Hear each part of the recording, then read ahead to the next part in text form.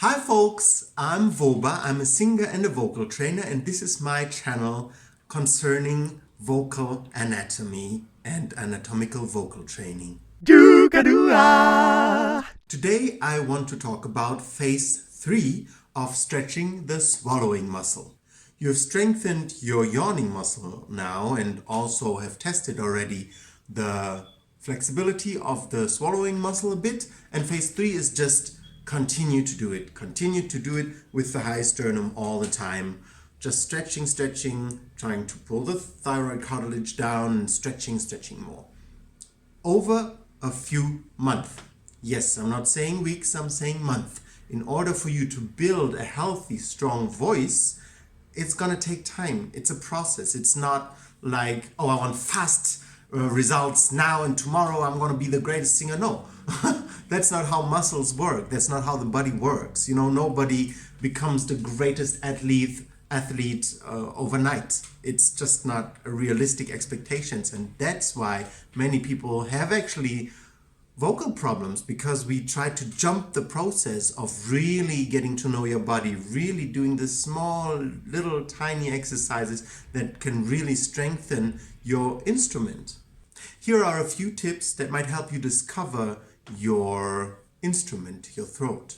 First of all, when you start stretching your swallowing muscle, put your tongue out in front of a mirror and test how far does your tongue actually come out.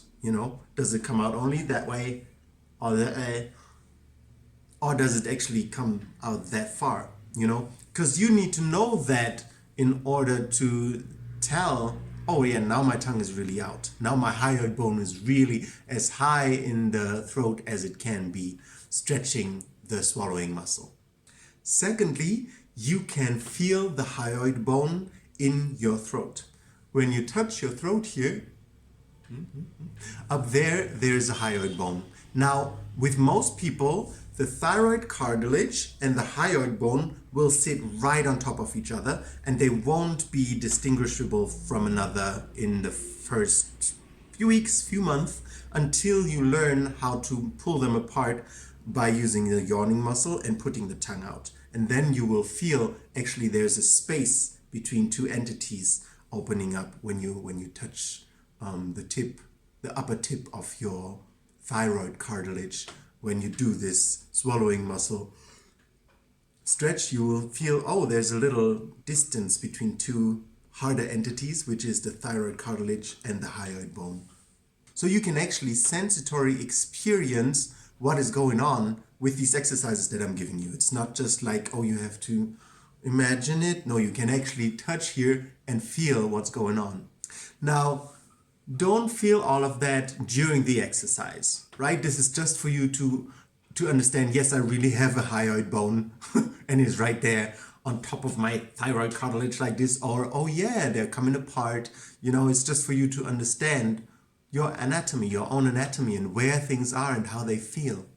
Now for the exercise, your finger always stays here, because the only thing important for stretching the swallowing muscle is that the thyroid cartilage and the sternum stay connected throughout when you put your tongue out. That's the only thing necessary. Nothing else is important. Only sternum and thyroid cartilage stay connected down here. And my third little tip is contract the swallowing muscle before you stretch it. I come from a dancer background and we warm up, right? So we contract muscles before we actually start stretching. First you warm them up, then you stretch them. The swallowing muscle, you can warm up, well, by just swallowing, duh. And once it's warm, then it's easier for it to stretch. Now, a little side tip for that, if you keep it in the contraction for a while and then you let go, it's going to be easier to stretch, which means you just keep the swallowing like this for just a tiny little while, and then you will feel, oh yeah, it really worked, like the muscle has worked, and then you can do the whole choreography with the sternum up and then put the tongue out. Contracting the muscle like this will help to to warm it up, pump the blood through it, and also to loosen it up. Because then once it contracted, then it lets go, it's going to be easier to stretch it. Make sure you always go with the body.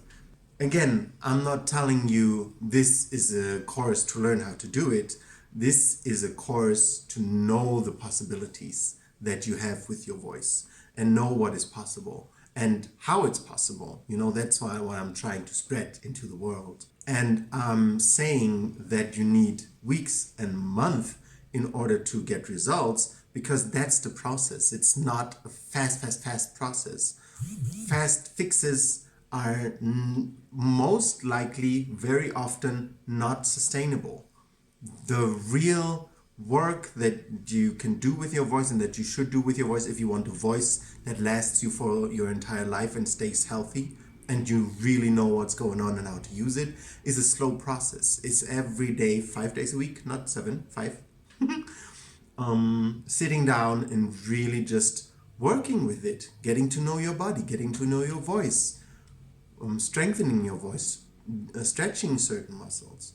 It's a long process. It's not a quick fix. So yeah, phase 3 is just to continue to do the same exercise, always with the high sternum, over a few months until you feel that your yawning muscle is really strong and has really gained some major strength.